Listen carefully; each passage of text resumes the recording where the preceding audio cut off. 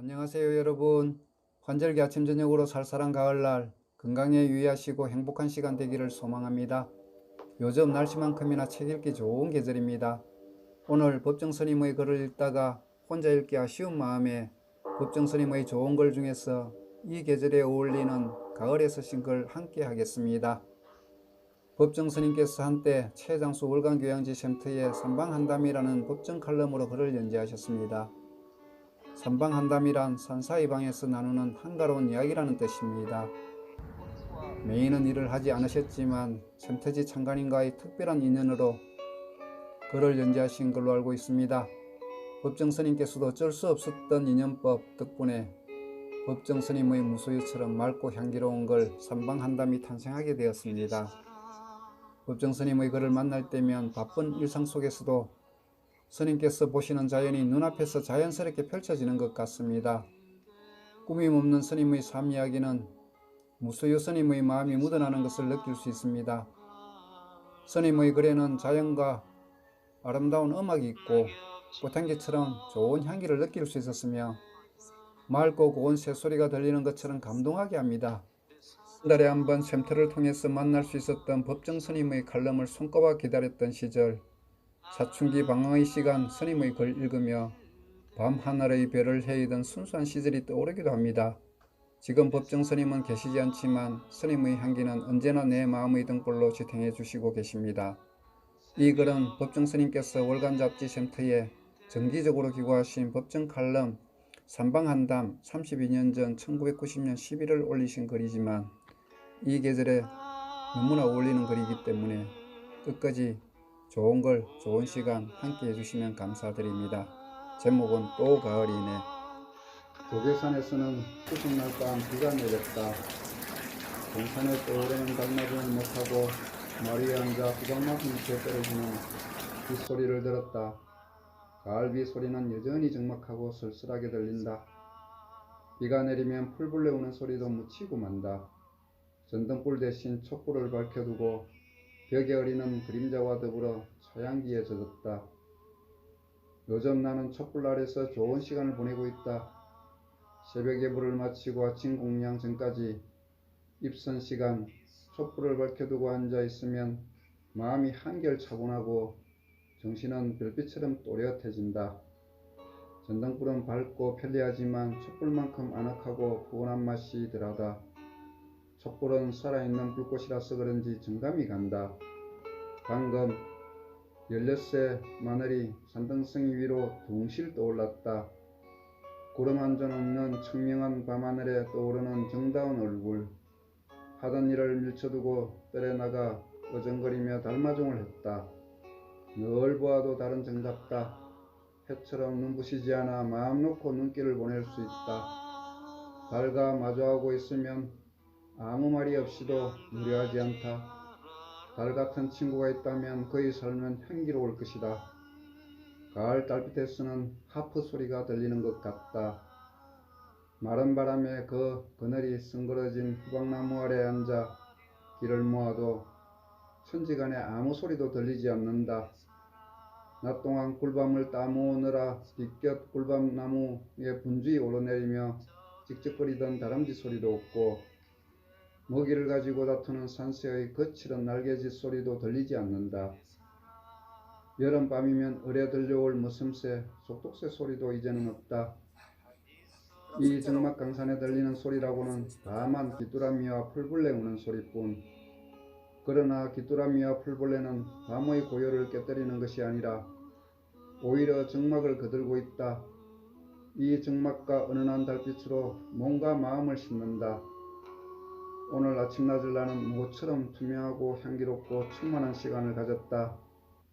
비가 개인 날 아침의 숲은 신선하고 청정한 기운으로 넘친다.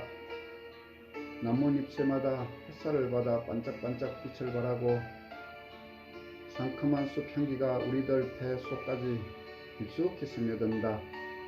산새들도 이 가지에서 저 가지로 뭐라 제갈거리면서 유쾌하게 날아다닌다.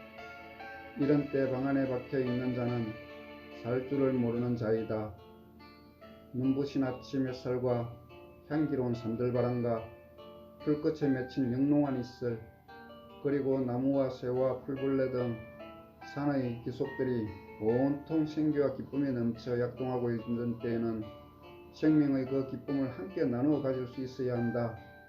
무엇이 본질적인 삶인가를 몸소 드러내 보여야 한다. 나는 벌써 붙이고 일을 시작했다.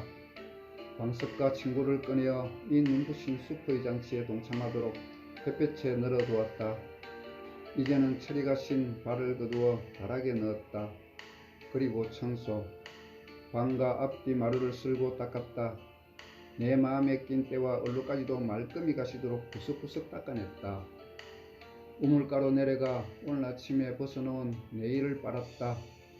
뒷겹 빨랫줄에 빨래를 털어 넣으면서 휘파람으로 눈이 부시게 푸르른 날은 그리운 사람을 그리워하자를 불렀다. 이토록 찬란한 아침에 나는 비로소 가을을 맞은 셈이다. 추위에 긴팔 네일을 꺼내 입으면서도 나는 가을이라는 생각을 미처 못했었다. 그러다가 오늘 아침 호박나무 아래에 너저러진 수많은 잎들을 보고 그 그늘이 어느새 엷어진 것을 보고 또 가을이네라고 중얼거리자 내 속들까지 그 가을이 스며들었다. 또 가을이네 라고 무심히 내뱉는 그 말의 울림이 쓸쓸하고 적막한 메아리가 되어 내 속들을 울렸다. 지난 여름과 나는 아직 가족 인사를 나누지 않았다. 가을을 맞으려면 이 가을을 잉태한 그 여름에 가족 인사를 하는 것이 도리일 것이다. 이런 생각이 미치자 문득 여름철에 읽었던 몇 권의 책이 떠오른다. 여름하면 을에 입버릇처럼 붙어다니는 무덥고 지루한이라는 수식어가 떠오르는데 내게는 지난 여름이 결코 무덥지도 지루하지도 않았다. 그것은 참으로 재미있고 유익한 몇 권의 소설을 읽을 수 있었기 때문이다. 다른 때는 소설을 읽을 만한 시간적인 여유가 없는데 여름철은 무덥고 따분해서 다른 일은 제대로 할 수 없으니까 소설을 읽게 된다. 이현성의 소설 동의보감을 나는 너무나 재미있고 감명깊게 읽었다. 한 친구가 먼저 읽고 보내준 책인데 세 권으로 된 이 소설을 이틀 반 동안 아무 일도 하지 않고 오로지 이 책에만 매달렸다.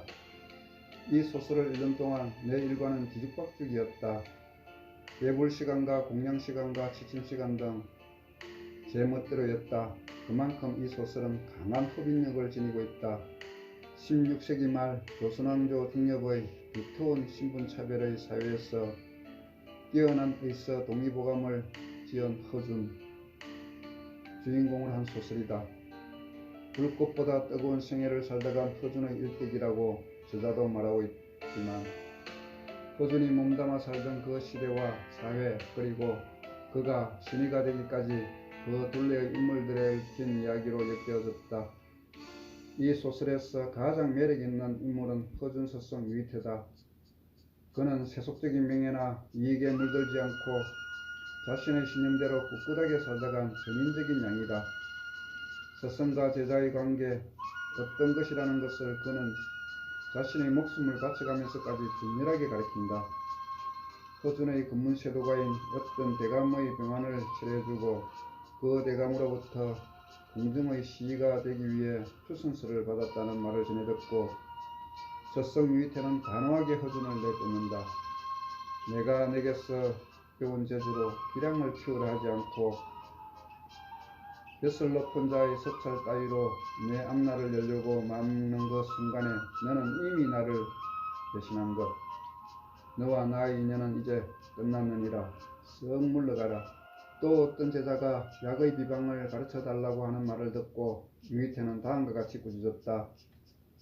스스로 노력하지 않는 자가 어찌 비방을 얻을 수 있단 말이냐. 스스로 체험하지 않고서야 무엇이 비방이 될지 어찌 미리 알 수 있겠느냐. 세상의 어떤 병도 고치려는 욕심이 없는 자가 세상의 누구의 병이라도 고치겠다는 맹세가 없는 자가 어찌 어디에 누구에게 쓸 비방을 알 수 있단 말이냐. 약을 처방하고 병을 다스리는 의술에 앞서 의사가 의사이고자 하는 그 심지와 품성을 더욱 중히 여기는 유희태였다. 그러면서 그는 의사가 갖추어야 할 첫째 요건을 자비심에 두고 있다. 뒷날 위급한 환자를 보고도 치료를 거절한 자신의 아들을 가차없이 의절 내쫓아버리고 허준이 과거 시험까지 희생해 가면서 환자와 인근 마을 주민의 병을 치료해 주었다는 소문을 전해 듣고 서성은 다시 그를 받아들인다. 유이태는 자신이 위암으로 소생하지 못할 것을 알고 제자 허준과 친구들을 어느 날 어느 시까지 어디로 오라고 불러놓고 그 시각에 맞춰 미리 자결을 한다. 머리맡 유서에는 지체 없이 해부를 하여 인체의 내부 구조를 샅샅이 보아두라고 당부한다. 해부학 교실이 없던 시절에 제자를 위해 자신의 몸소 실험의 소재가 되어준 것이다.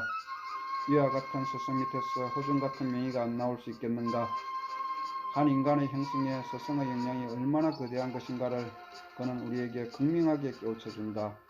스승의 이 동의보감과 에릭 시걸의 소설 닥터스는 대조적으로 동양과 서양의 의도를 상징해주고 있다는 것 같다. 유이태는 그의 유언대로 옥깃을 스치는 바람에 부는 양지바른 언덕에 묻힌다. 16세 둥근 달이 이제는 후박나무 위에 걸려있다. 덤성덤성 별들이 돋아있다. 옥깃으로 스며드는 한밤중의 바람끝이 차다. 달빛을 베고 그만 자야겠다. 끝까지 함께 해주셔서 감사드립니다. 법정스님의 글과 함께한 이 시간에 올가을 즐겁고 행복하며 좋은 시간으로 맞이하기를 소망합니다. 다시 한번 감사드립니다. 안녕히 계십시오.